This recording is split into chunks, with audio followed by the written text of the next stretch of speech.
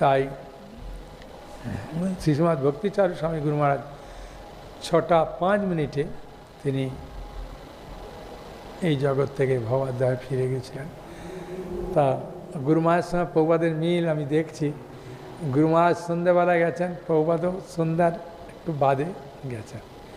যে সময় রথ মন্দিরে প্রবেশ করছিল, জগন্নাথ উল্টো রথে মন্দিরে ফিরে আসছিলেন, প্রবেশ করছেন, সেই সময় গুরু মহারাজ অপ্রকট হয়েছেন।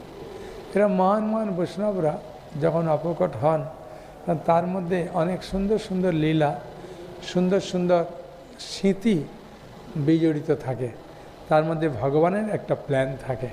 হ্যাঁ,